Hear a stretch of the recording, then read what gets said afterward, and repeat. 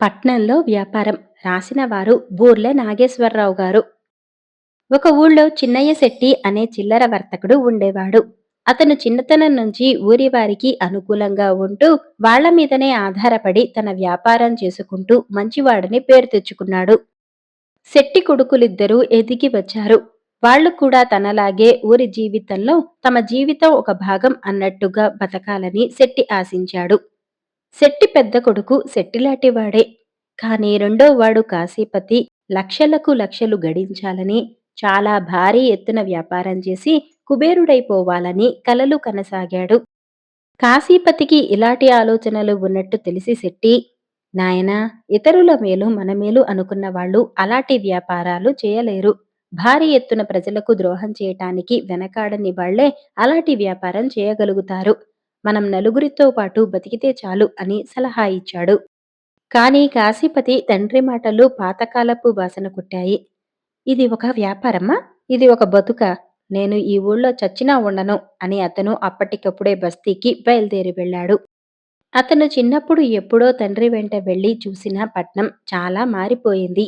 ఎత్తుగా లేచిన రంగురంగుల మేడలు, వీధుల నిండా జనము, ముఖ్యంగా కళ్ళు చెదిరే క్రయ విక్రయాలు, బళ్ల మీద రవాణా అవుతున్న సరుకుల గుట్టలు, దుకాణాలలో గలగలా రాలుతున్న డబ్బు. ఇదంతా కళ్ళారా చూసినాక కాశీపతి నిర్ణయం మరింత బలపడింది. పట్నంలో వ్యాపారం చేస్తున్న వాళ్ళు మనుషులే, కాకపోతే తన తండ్రిలాంటి పిరికివాళ్లు కారు. కాశీపతి ఇంటికి తిరిగి వచ్చి తాను పట్నంలో వ్యాపారం చేస్తానని, అందుకుగాను తనకు పెట్టుబడి కావాలని, తన వాటా తనకు వెంటనే పంచి ఇయ్యమని కూర్చున్నాడు. చిన్నయ్య శెట్టికి ఏమీ పాలుపోక కరణాన్ని సలహా అడిగాడు. కరణం కొంచెం ఆలోచించి, వాడికి ఈ పట్నం వ్యాపారం భ్రమ వదలాలంటే కొంత ఖర్చు జరగక తప్పదు. పట్నం పోవద్దన్న కొద్దీ దానిమీద భ్రమ హెచ్చుతుందే కాని తగ్గదు. అయితే ఆస్తి పంపకాలు చేయవలసిందేనా అని అడిగాడు శెట్టి దిగాలు పడిపోతూ. అంతదాకా రాకుండా చూద్దాంలే అని కారణం శెట్టికి ఏం చేయాలో చెప్పి పంపేశాడు. శెట్టి ఇంటికి వచ్చి తన కొడుకులతో ఇలా అన్నాడు. చూడండి, మన ఆస్తి పంపకాలు చేయటానికి నిశ్చయించాను. పట్నంలో భారీ వ్యాపారం చేయటం నాకు ఇష్టం లేదనుకోకండి. కానీ మన సంసారంలో మీకు తెలియని విషయం ఒకటున్నది. అదేమిటంటే మనం చాలా రుణపడి ఉన్నాం. ఈ విషయం మీకు ఏనాడో చెప్పవలసి ఉన్నది. కానీ మీ మనసులు కష్టపెట్టడం ఇష్టం లేక చెప్పలేదు. కానీ ఇక దీన్ని దాచటం సాధ్యం కాదు. మనం భాగాలు పడుతున్నామని తెలియగానే బాకీదారులు వచ్చి గుమ్మంలో కూర్చుంటారు. అందుచేత రుణాలు తీరగా మిగిలినది సమంగా పంచుకుందాం. తర్వాత ఎవరి దారి వారిది. తర్వాత శెట్టి కొడుకులిద్దరినీ వెంట పెట్టుకుని కరణంగారింటికి వెళ్ళాడు. కరణంగారు ముగ్గురిని కూర్చోపెట్టి పాత దస్త్రం ఒకటి తెచ్చి వారు ముందుంచాడు. అది చూసి కాశీపతి గుండె ఆగినంత పనైంది. ఎందుకు చేశారు ఈ అప్పు? ఎవరు చేయమన్నారు? ఎంతకాలంగా ఎందుకు తీర్చలేదు? అని అతను చిందులు తొక్కాడు. కరణంగారు నింపాదిగా, చూడు బాబూ, మీ నాన్న మర్యాదస్తుడు కాబట్టి ఇంతదాకా ఓపిక చూశాను. కావాలంటే ఈ క్షణం మీకున్నదంతా స్వాధీనం చేసుకుని మిమ్మల్ని బజారు పాలు చేయగలను అన్నాడు. కాశీపతి పిచ్చివాడిలా అయిపోయి జుట్టు పీక్కుంటూ, చూడండి కరణంగారు, పట్నం వెళ్లి భారీగా వ్యాపారం చేసి అంతులేని ధనం సంపాదించాలనుకున్నాను. కానీ మా నాన్న లాంటి దరిద్రుడు కడుపున పుట్టినందుకు బోరున ఏడవాలనిపిస్తుంది. మీరే ఏదైనా మార్గం చూడండి. ఇలా కుమ్మరి పురుగులా జీవించటం కన్నా చావటం నయం అన్నాడు. కంగారు పడకు, నువ్వు అంతటి సమర్థుడివే అయితే మీ నాన్న దరిద్రం తీరిపోతుంది. మా బాకీ తీరిపోతుంది. అందుకు నేను నీకు కొంత ధన సహాయం చేయగలను అని కరణంగారు 2000 తెచ్చి కాశీపతికి ఇచ్చి, వ్యాపారంలో ఈ డబ్బు పోయినా విచారించకు, నా దగ్గరకురా, నీకు మళ్ళీ డబ్బిస్తాను. నీ మీద నాకెందుకో అమితంగా విశ్వాసం కలుగుతున్నది అన్నాడు.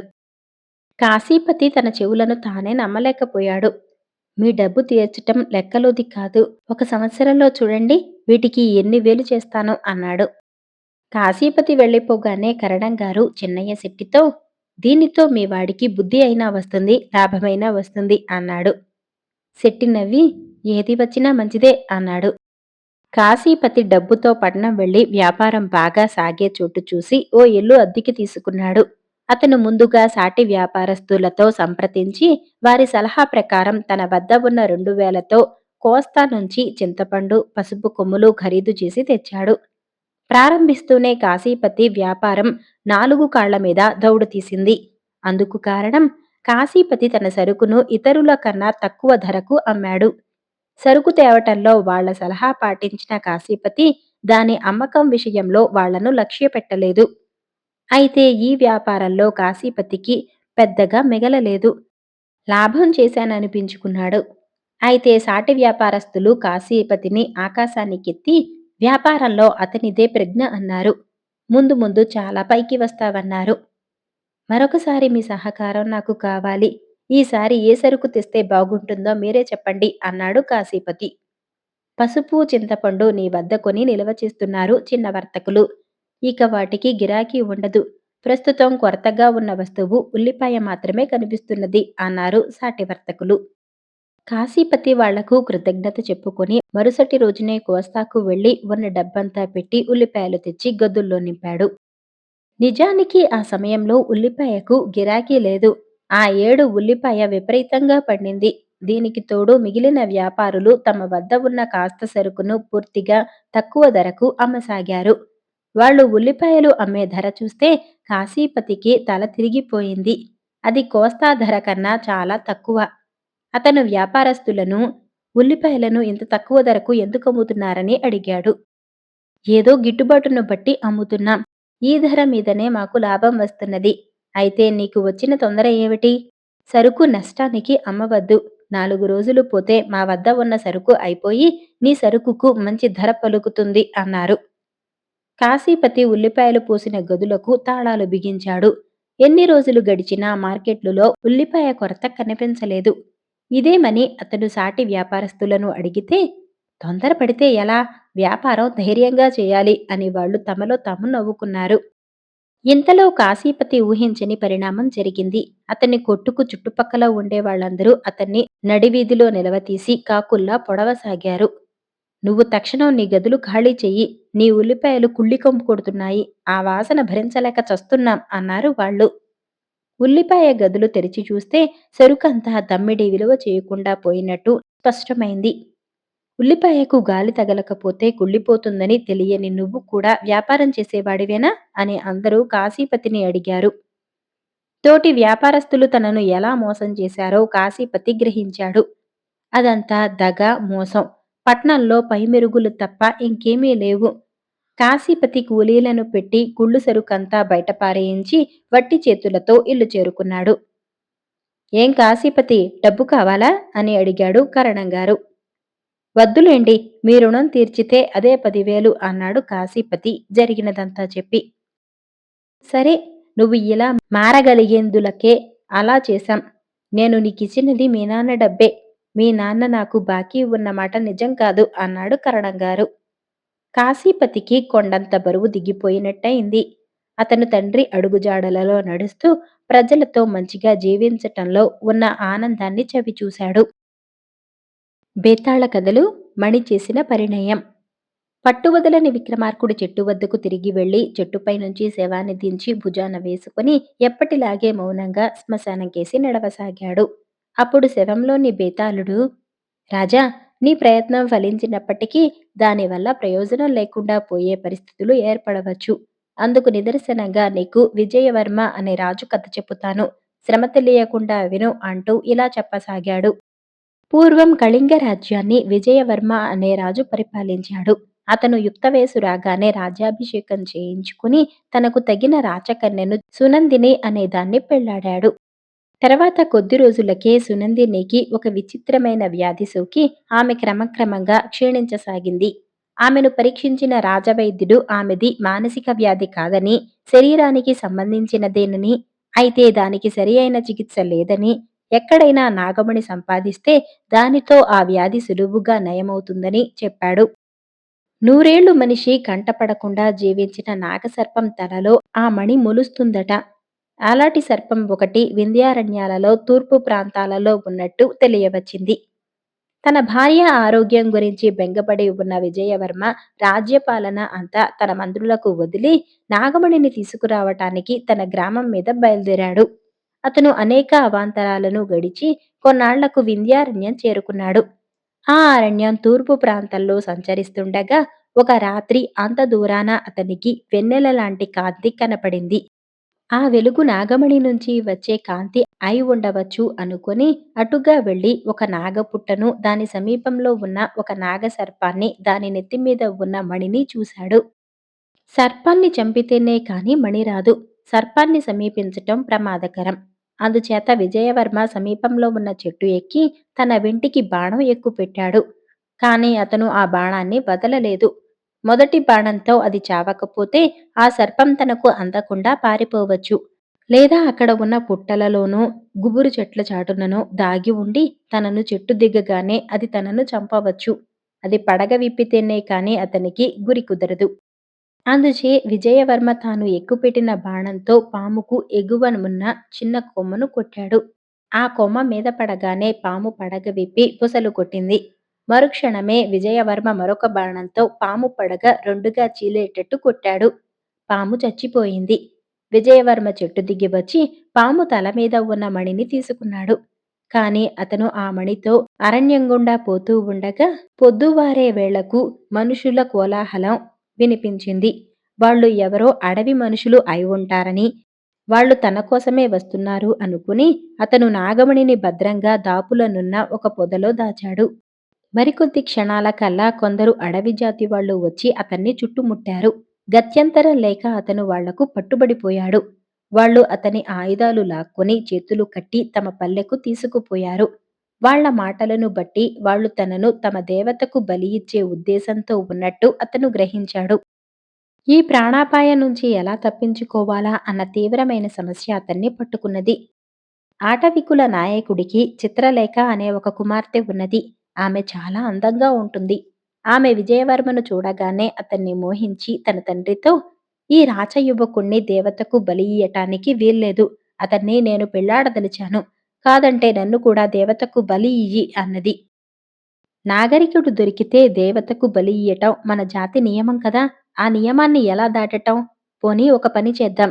నేను ఆ యువకుడు పోట్లాడతాం. అతను గెలిస్తే వీరుడి కింద జమకట్టి విడిచిపెడతాను. ఆ తర్వాత సాధ్యమైతే నువ్వు అతన్ని పెళ్లి చేసుకో. నాకేమీ అభ్యంతరం ఉండదు అన్నాడు చిత్రలేఖ తండ్రి. విజయవర్మకు జాతి నాయకుడికి పోరాటం జరిగింది. చిత్రలేఖ తండ్రి నిజంగానే ఓడాడో, కావాలని ఓడాడో కాని పోటీలో చివరకు విజయవర్మ గెలిచాడు. తర్వాత చిత్రలేఖ అతని ఎదుటికి వచ్చింది. ఆమె అందం చూసి దిగ్భ్రాంతుడై ఆమెను పెళ్లాడాలన్న కోరిక తనకు తానుగానే బయటపెట్టాడు విజయవర్మ. అతను చిత్రలేఖకు తన సంగతి అంతా చెప్పి తాను తన నగరానికి వెళ్లబోతూ చిత్రలేఖను తన వెంట పంపమని ఆమె తండ్రిని అడిగాడు. మేం ఎంతో కాలంగా నాగమణి కోసం ప్రయత్నిస్తున్నాం. అది నీకు దొరికిందట. దాన్ని నాకు ఇచ్చేసి చిత్రలేఖను నీ వెంట తీసుకుపో అన్నాడు ఆటవికుల నాయకుడు. చిత్రలేఖ కూడా నాగమణిని తన తండ్రికి ఇస్తేనే తాను విజయవర్మ వెంట వచ్చేస్తానన్నది. విజయవర్మ కొంచెం తటపటాయించి చిత్రలేఖతో, నేను నాగమణిని ఇయ్యను. నువ్వు దానికోసమే నన్ను పెళ్లాడటానికి సిద్ధంగా ఉన్న పక్షంలో నీతో నాకు పనిలేదు అంటూ చరచరా వెళ్ళిపోబోయాడు. చిత్రలేఖ తండ్రి అతన్ని ఆపి, నాగమణి నాకు అవసరం లేదులే. నువ్వు నాగమణిని నాకిచ్చి ఉంటే చిత్రలేఖ నీకు దక్కి ఉండేది కాదు.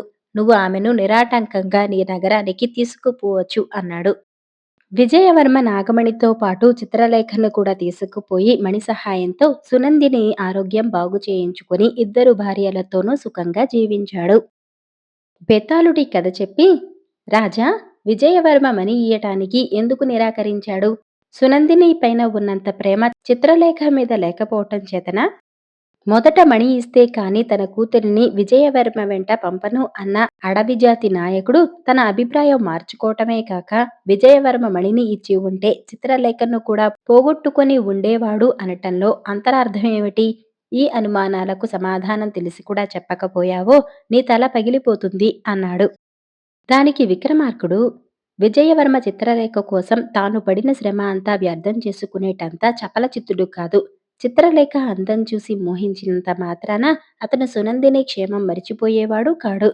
పోతే చిత్రలేఖ తండ్రి ఆ విషయమే పరీక్షించాడనాలి. రెండో భార్య మీద మోజు కొద్దీ మొదటి భార్య పట్ల అలక్ష్యం చేసేవాడు రేపు మరొక భార్య కోసం చిత్రలేఖను వదలవచ్చు. విజయవర్మ తన మాట విని మణిని ఇచ్చి ఉంటే ఆయన చిత్రలేఖను అతని వెంట పంప నిరాకరించి ఉండేవాడు అన్నాడు. రాజుకు ఈ విధంగా మౌనభంగం కలగగానే బేతాళుడి శవంతో సహా మాయమై తిరిగి చెట్టెక్కాడు.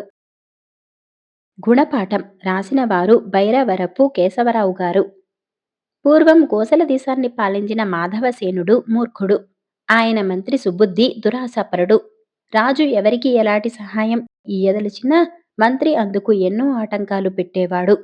ఏ ఆటంకము పనిచేయక దానం ఇచ్చి తీరవలసిన పరిస్థితిలో మంత్రి ఆ దానం ఇచ్చే బాధ్యత తన మీదనే వేసుకుని రాజు ఇయ్యమన్న మొత్తంలో ఏ 4 వంతో ఇచ్చేవాడు. రాజుకు ఈ సంగతి తెలిసి కూడా ఏమీ చేయలేకపోయేవాడు. ఒకనాడు రాజసభకు ఒక పండితుడు వచ్చి తన విద్యా ప్రావీణ్యంతో రాజును సభను మెప్పించాడు. ఆయనకు కళలను గురించి కూడా జ్ఞానం ఉన్నదట. ఆ సంగతి వినగానే అల్పసంతోషి అయిన రాజు మంత్రితో, ఈ పండితుల వారికి 100 బంగారు నాణాలు ఇప్పించండి అన్నాడు. ఈ మాట విని మంత్రికి చాలా కోపం వచ్చింది. సభలోకి వచ్చి నిలబడి 4 పద్యాలు చదివినందుకు 100 బంగారు నాణాలా? ఇలా అయితే కోశాగారం త్వరలోనే ఖాళీ అవుతుంది. మంత్రి రాజుతో, మహారాజా, పండితుల వారు చదివినవన్నీ పాత పద్యాలే. ఈ పద్యాలు ఇంచుమించుగా అన్నీ మా తండ్రి గారు రచించి చనిపోయారు. పండితుల వారు ఏదన్నా కొత్త పద్యం చెప్పి తమ చేత సత్కారం పొందితే ఆయనకు గౌరవంగా ఉంటుంది, తమకు కీర్తి వస్తుంది అన్నాడు. సొంత ఆలోచనంటూ ఏమీ లేని మూర్ఖుడైన రాజు, అవునవును, మంత్రిగారు చెప్పినది సబబుగానే ఉన్నది అన్నాడు. పండితుడికి నోటికి అందిన కూడు మట్టిపాలైనట్టయింది. ఇక తన కలల పాండిత్యం ప్రదర్శించిన మంత్రి ఎక్కి రానియడని గ్రహించి ఆయన, చిత్తం ప్రభు, సెలవు ఇప్పించండి అని సభ నుంచి వెళ్ళిపోయాడు. తర్వాత పండితుడు మంత్రిగారిని గురించి కొంత తెలుసుకున్నాడు. మంత్రిగారి తండ్రి కూడా పేరు మోసిన కవే. ఆయన పోయి సంవత్సరం కావస్తున్నది. ఈ సంగతి తెలుసుకొని పండితుడు మర్నాడు మళ్ళీ రాజసభకు వచ్చాడు. రాజు పండితుణ్ణి చూసి, మరలా వచ్చారేం అని అడిగాడు. ఏలినవారు క్షమించాలి. నిన్న నేను చెప్పిన పద్యాలు మంత్రిగారి తండ్రి రచించినవే. ఆయన నిన్న రాత్రి నాకు కలలో కనిపించి, ఏమిరా, నా పద్యాలు అమ్ముకొని జీవించాలనుకుంటున్నావా? అపరాధం కింద 100 వెండి నాణాలు ఇచ్చుకో అన్నాడు. క్షమించండి గురుదేవా, నేను మీకు ఆ సొమ్ము ఎలా అందించను అని అడిగాను. అందుకు ఆయన, నా కొడుకు నాకు తర్పణం విడిచేటప్పుడు వాటిని చేతిలో ఉంచుకుంటే చాలు, అవి నాకు చేరుతాయి అన్నాడు. మంత్రిగారు నన్ను అనుగ్రహించి ఆ నాణాలు వారికి చేర్పించవలసిందని నా ప్రార్థన అన్నాడు పండితుడు. రాజుకు పండితుడి మాటలపై విశ్వాసం కుదిరింది. మంత్రి సుబుద్ధికి మటుకు పండితుడి తెలివి తక్కువ చూసి నవ్వు వచ్చింది. ఆయన పండితుడి నుంచి 100 వెండి నాణాలు సంతోషంగా పుచ్చుకున్నాడు. కొంతకాలం జరిగింది. తిరిగి ఒక రోజున పండితుడు సభకు వచ్చాడు. రాజు పండితుణ్ణి చూసి రహస్యంగా, మళ్ళీ ఏదైనా కల వచ్చిందా అని అడిగాడు. పండితుడు బాధగా ముఖం పెట్టి మంత్రివైపు చూసి రాజుతో, అవును మహారాజా, మరలా కల వచ్చింది. మంత్రిగారి తండ్రిగారు కనిపించారు. ఆయన నాకేసి కోపంగా చూసి, ఏమిరా, అపరాధం చెల్లించావు కవ్వు, శపించమంటావా అన్నారు. అందరూ చూస్తుండగానే నేను మంత్రిగారికి వెండి నాణాలు సమర్పించుకున్న సంగతి విన్నవించాను. కాని అవి ఆయనకు చేరలేదట. మా అబ్బాయిని స్వయంగా తెచ్చి ఇయ్యమను అన్నారాయన అన్నాడు. రాజు మంత్రికేసి ఆశ్చర్యంగా చూశాడు. మంత్రికి పచ్చి వెలగకాయ గొంతుకు అడ్డం పడ్డట్టయింది. రాజు మంత్రిని, డబ్బు మీ తండ్రి గారికి అందలేదట. మీరు దాన్ని తర్పణంలో విడవటం మరిచారా అని అడిగాడు. మంత్రి నసుగుతూ, తర్పణం విడిచాను ప్రభూ అన్నాడు. రాజు పండితుడికేసి చూసి, మంత్రిగారు స్వర్గం ఎలా వెళ్ళగలరు అని అడిగాడు. నాకు అదే సందేహం వచ్చింది ప్రభూ. ఆ సందేహాన్ని మంత్రిగారి తండ్రిగారే తీర్చారు. మంత్రిగారిని యజ్ఞపశువుగా చేసి మీ చేత యజ్ఞం చేయించమన్నారు. 9వ రోజున మంత్రిగారు స్వర్గానికి ఎగరగలుగుతారట అన్నాడు పండితుడు.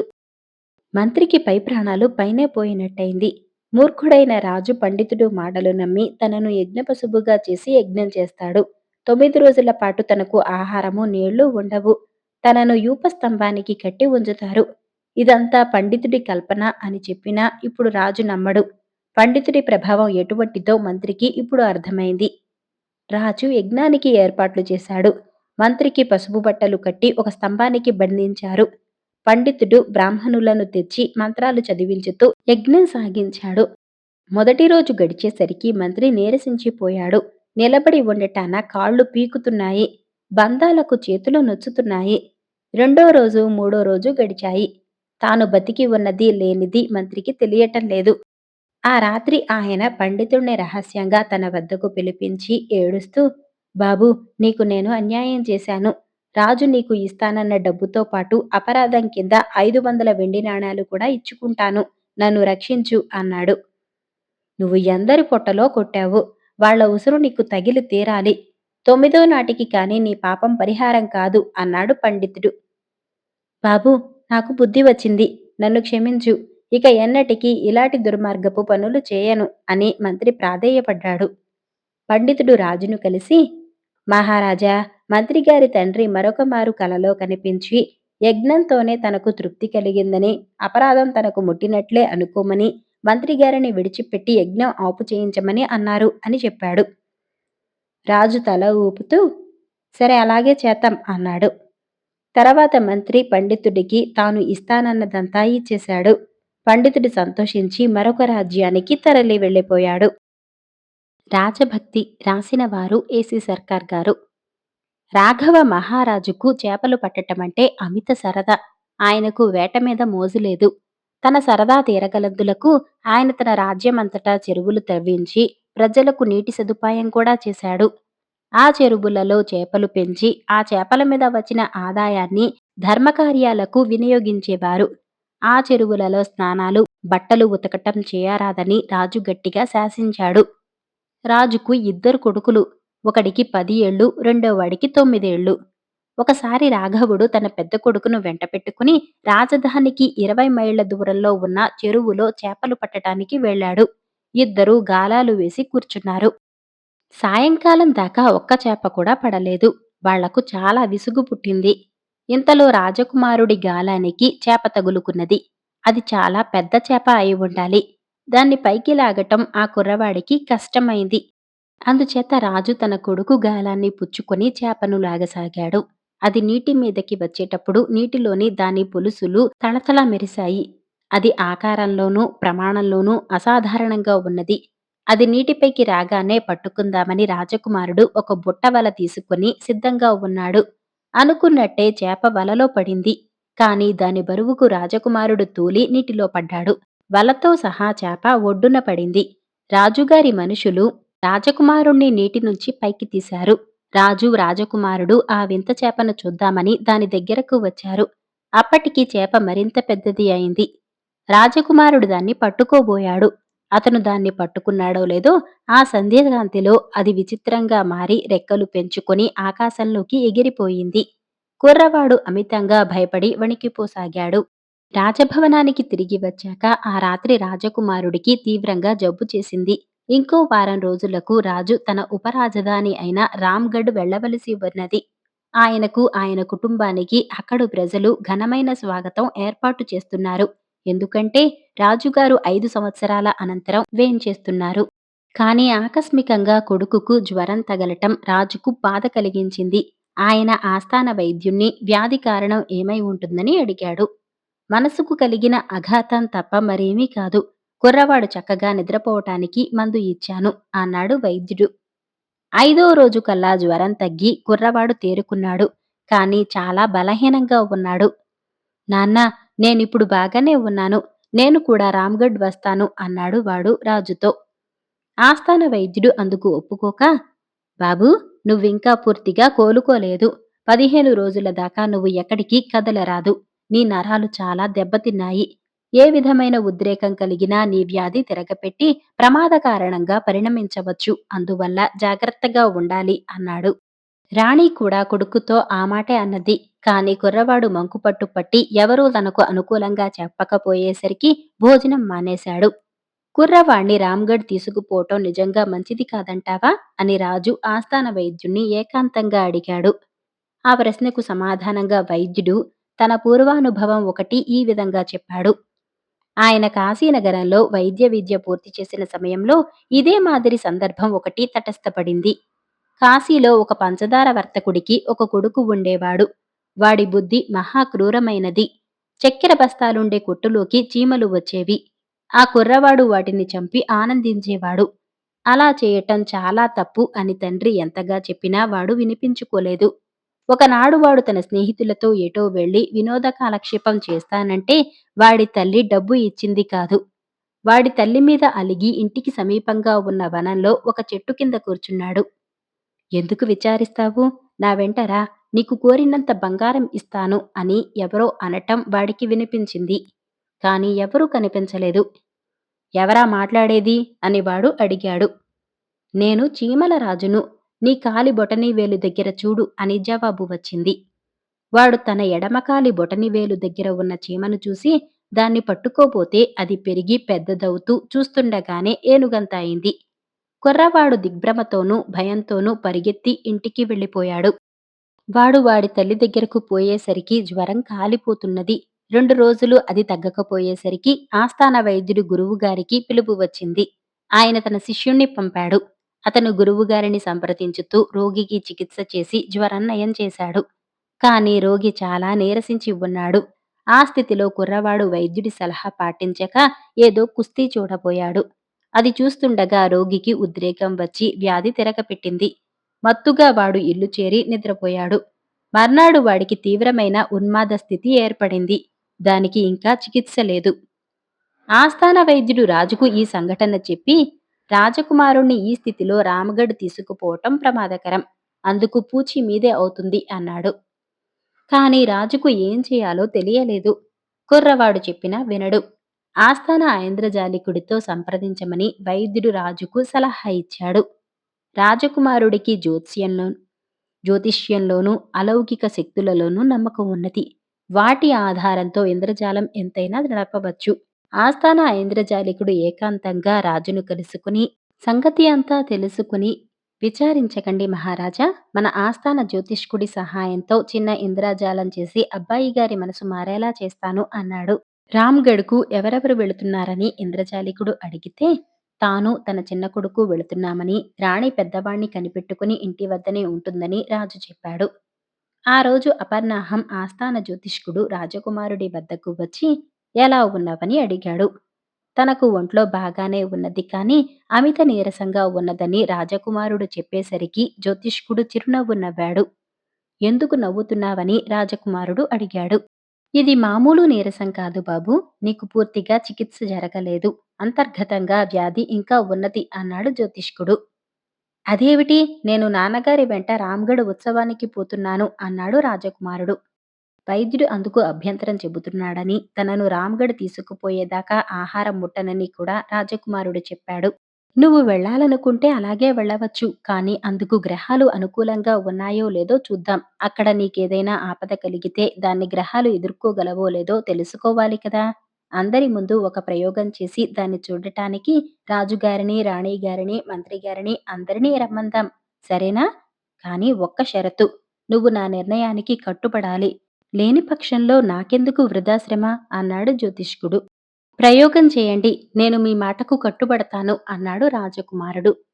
ఆ సాయంకాలం రాజభవనంలోని హాలులో రాజు, రాణి, మంత్రి, ఇతర ప్రముఖులు చేరారు. ఆస్థాన జ్యోతిష్కుడు తన అధికార దుస్తులు ధరించి ప్రవేశించి తన సంచి నుంచి రాజకుమారుల జాతకాలు పైకి తీసి పెద్దవాడిది చదువుకుని తల పంకించి చిన్నవాడిది కూడా చదువుకున్నాడు. తర్వాత ఆయన 2 కాగితం ముక్కలు తీసి రాజుగారి చేతికి ఇచ్చాడు. వాటి మీద పెద్ద అక్షరాలతో ఇద్దరు రాజకుమారుల పేర్లు విడివిడిగా రాసి ఉన్నాయి. జ్యోతిష్కుడు రాజు వద్ద నుంచి పెద్దవాడి పేరు గల కాగితం తీసుకొని దాన్ని రాజుగారి చేత తగలబెట్టించాడు. ఆయన ఆ బూడిద తన ఎడమ చేతిలోకి తీసుకుని, పెద్ద రాజకుమారుడు రామ్గఢ్ వెళ్ళటం క్షేమం అయిన పక్షంలో ఈ తగలబడిన కాగితం నా చేతిలో ఎప్పటిలాగా అవుతుంది అంటూ తన కుడి అరచేతిని ఎడమ అరచేతి పైన ఉంచి చేతుల మీద ఒక చేతి గుడ్డ కప్పించుకుని అరచేతిలో రుద్దుకున్నాడు. తర్వాత గుడ్డ తీసి చూస్తే కాగితం ఎప్పటిలాగా కాకపోగా కాగితం నుసి కూడా లేదు. తర్వాత ఆయన రెండవ రాజకుమారుడి పేరు గల కాగితం ముక్కను తగలపెట్టి దాని నుసి కూడా అలాగే తన చేతుల మధ్య రుద్దాడు. అయితే ఈసారి ఆయన చేతుల మీద గుడ్డ తీసేసరికి ఆ కాగితం మళ్లీ ప్రత్యక్షమైంది. దానిమీద రెండో రాజకుమారుడి పేరు రాసి ఉన్నది. ఈ ప్రయోగాన్ని బట్టి చూడగా రాజుగారి పెద్ద అబ్బాయి గారు రామ్గఢ్కు ప్రయాణం కావటం క్షేమం కాదని తెలుస్తున్నది. అందువల్ల కీడు కలగవచ్చు. పెద్దబాబు, నువ్వు ఇంటి వద్దనే ఉండి విశ్రాంతి తీసుకో. నా సలహా నచ్చిందా అన్నాడు జ్యోతిష్కుడు. మీ సలహా ప్రకారమే చేస్తాను అన్నాడు పెద్ద కుమారుడు. రామగఢ పర్యటన ముగించుకుని తిరిగి వచ్చినాక రాజు ఆస్థాన జ్యోతిష్కుణ్ణి ఐంద్రజాలికుణ్ణి తన అభ్యంతర మందిరానికి పిలిపించి ఐంద్రజాలికుడితో ఆ ఇంద్రజాలం ఎలా సాధ్యమైంది అని అడిగాడు. చాలా తేలిక మహారాజా, నేను 3 కాగిత ముక్కలు తీసుకున్నాను. అన్నీ ఒకే రంగువి, ఒకే ప్రమాణం గలవీను. వాటిలో రెండింటి మీద చిన్న అబ్బాయి గారి పేరు రాశాను. మూడో దాని మీద పెద్ద అబ్బాయి గారి పేరు రాశాను. జ్యోతిష్కుడి ఎడమ చేతికి వెడల్పున బంగారు ఆభరణం ఉన్నది. అది నవగ్రహ కంకణం. చిన్నబ్బాయి గారి పేరు గల 2 కాగితం ముక్కలలో ఒకటి దాని కింద దూర్చి దాచాను. నా తరపున ఆయనే ఇంద్రజాలం చేశాడు. అయితే ముందుగా అది ఆయన చేత చేయించి చూసుకున్నాను. చేతిగుడ్డ అడుగున కాగితం నుసి నలిపేటప్పుడు దాచిన కాగితం చేతిలోకి తీసుకోవటం కష్టం కాదు అని ఆస్థాన ఐంద్రజాలికుడు చెప్పాడు. రాజకుమారుడి ఆరోగ్యాన్ని కాపాడిన జ్యోతిష్కుడికి ఐంద్రజాలికుడికి రాజు చెరొక ధనపు సంచి ఇచ్చి బహుకరించాడు. మరిన్ని మంచి కథల కోసం ఛానల్ని ఇప్పుడే సబ్స్క్రైబ్ చేసుకోండి. ధన్యవాదాలు.